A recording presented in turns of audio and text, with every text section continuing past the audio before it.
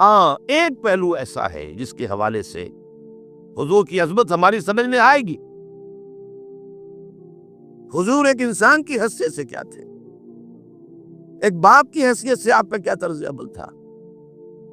ذرا یاد کیجئے، جگر گوشہ رسول حضرت فاطمہ بتول رضی اللہ تعالیٰ عنہ وہ حاضر ہوتی، ابا جان دیکھشی چکی پیس پیس کر یہ گٹے پڑ گئے میرے ہاتھ میں، کہ کنویں سے پانی لاتی ہوں مشکیزیں کہ یہاں پر بندیاں پڑ گئی۔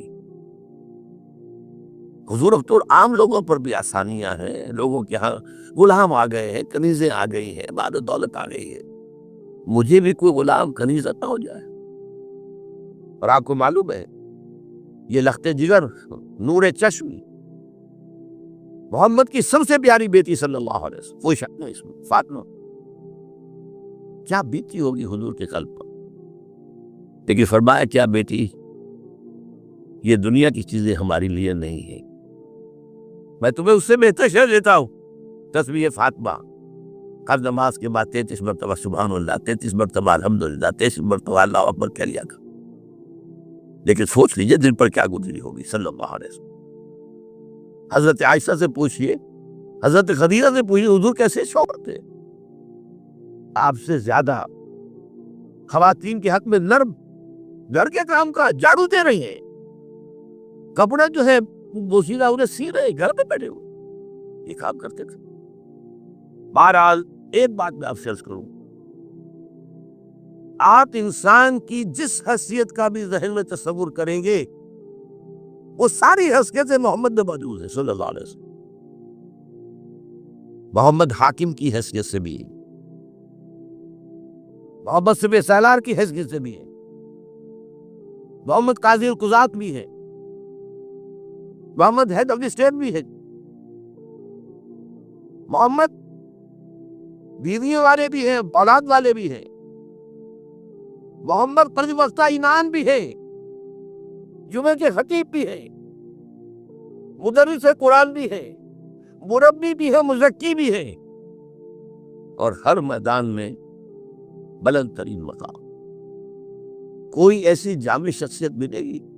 ہمارے ہاں تو حال یہ ہے کہ جو خطیب صاحب ہوتے ہیں وہ 5 وقتہ نماز کیسے پڑھا سکتے ہیں؟ ان کا تو اونچا مقام ہے۔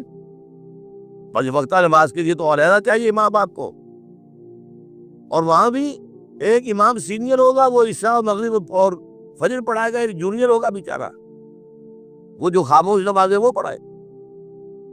5 وقتہ نماز پڑھا رہے محمد صلی اللہ علیہ وسلم، اور خطیب بھی وہی ہے، مربی بھی وہی ہے، مزکی بھی وہی ہے۔ ہمارے ہاں جو لوگ تزکیہ نفس کے میدان میں ہیں وہ پھر جماعت کبھی نہیں کراتے، کبھی نہیں دیکھا ہوگا آپ نے کسی صاحب کو کراتے ہوئے۔ یہ جامعیت کیوں ہے؟ جامعیت کا کبریٰ۔ پہلی بات یہ نوٹ کیجئے، حضور انتہائی غیور انسان تھے، انتہائی غیور۔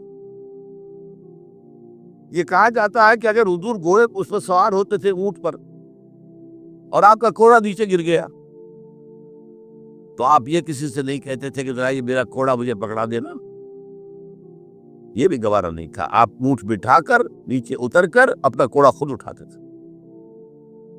کسی سے اپنے ذاتی کام کے لیے کوئی مدد مانگنا امکان ہی نہیں۔ بلکہ ایک واقعہ تو وہ ہے جب بھی میں تذکرہ کرتا ہوں میری آنکھوں میں آنسو آ جاتے۔ یہ ہجرت کے وقت کا واقعہ ہے۔ آپ کو معلوم ہے حضور نے تمام مسلمانوں کو مکے سے جانے کی اجازت دی، چلے جاؤ مدینے، چلے جاؤ مدینے، آپ خود تھے موجود، اس لیے کہ رسول اپنے مقام کو نہیں چھوڑ سکتا وداؤٹ ایکسپریس پرمیشن فرام اللہ سبحانہ و تعالی۔ اب حضرت ابوبکر پوچھ رہے ہیں حضور اجازت آ گئی؟ نہیں آئی، آ گئی نہیں آئی، دن گزر رہے ہیں۔ حضرت عائشہ کی روایت ہے کہ روز ہم نے دیکھا دوپہر کے وقت آ رہے ہیں حضور، کپڑے سے اپنا سر جو ہے ڈھانپا ہوا ہے۔ عرب میں دوپہر کے وقت وزٹ کرنا جو ہے یہ ان کے خلاف دستور ہے، ان کی تہذیب کے خلاف، یہ قیلولے کا وقت ہوتا۔ حیران ہوں، آتے ہی فرمایا ابوبکر ہجرت کی اجازت ہو گئی۔ اب انتہائی خوشی سے اور بڑی امید میں کہ بڑی شاباش ملے گی، حضرت ابوبکر فرماتے عرض کرتے ہیں حضور میں نے 2 اونٹنیاں تیار کر رکھی ہیں، خوب کھلا پلا کے انہیں فروا کیا ہوا ہے، یہ ہجرت میں ہمارے کام آئے گی؟ حضور تھوڑا سا توقع فرماتے ہیں، پھر کہتے ہیں اچھا ٹھیک ہے، ایک میں استعمال کروں گا لیکن میں اس کی قیمت ادا کروں گا۔ حضرت ابوبکر رو پڑے، حضور مجھ سے یہ مغایرت، سائے کی طرح کے ساتھ رہنے والا، اس سے یہ مغایرت، ذرا سو اشاروں پر اپنی کم سن بیٹی پیش کر دی نکاح کے اندر، اس سے یہ مغایرت، رو پڑے۔ لیکن حضور کی اپنی خیالت تھی، میں اپنی بدوں۔ اب بتائیے مدد کا کہ یہ درکار تھی؟ مدد تھی ان کے مشن کے لیے۔ مشن دو حصوں میں تھا، اس کو جانیے، آج کچھ علمی باتیں آ رہی ہیں۔ حضور کے مشن کے دو حصے، ایک ابتدائی جو تمام انبیاء اور رسول کا تھا، ایک تکمیلی یا صرف محمد کا صلی اللہ علیہ وسلم۔ ابتدائی کیا ہے؟ اللہ کی طرف دعوت، تبلیغ۔ جو دعوت قبول کر لے ان کے لیے بشارت، بشیر کہ تمہارے لیے آخرت میں جنت ہے، دیکھتے ہیں۔ رد کر دے ان کے لیے نذیر، خبردار کرنے والے، جہنم کے لیے تیاری کرو۔ داعی اللہ، اللہ کی طرف بلانے والے، سراج منیرہ، روشنی کے چراغ۔ یہ حیثیتیں مشترک ہے تمام انبیاء کرام۔ تمام انبیاء بشیر بھی تھے، نذیر بھی تھے، داعی بھی تھے، سراج منیر بھی تھے، اگرچہ ان تمام حیثیتوں میں بھی حضور کا سب سے اونچا مقام علیحدہ نمایاں ہے، لیکن حیثیت بنیادی طور پر مشترک۔ ایک حیثیت تکمیلی، اور وہ کیا ہے؟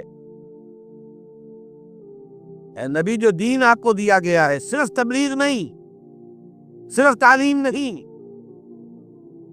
اس کو قائم کر کے نہیں، نظام زندگی کی حیثیت سے۔ 3 مرتبہ قرآن میں یہ الفاظ حضور کے لیے آئے ہیں، هو الذی ارسل رسولہ بالہدی ودین الحق لیظہرہ علی الدین کلہ۔ 3 دفعہ سورہ توبہ میں یہ الفاظ آئے، سورہ صف میں یہ الفاظ آئے، سورہ فتح میں یہ الفاظ آئے۔ وہی اللہ جس نے بھیجا ہے اپنے رسول کو صلی اللہ علیہ وسلم، الہدا، قرآن حکیم، ہدایت کاملہ، اور نمبر 2 دین حق۔ یہ 2 چیزیں دے کر بھیجا، اس لیے تاکہ اس دین کو غالب کرے پورے نظام زندگی پر۔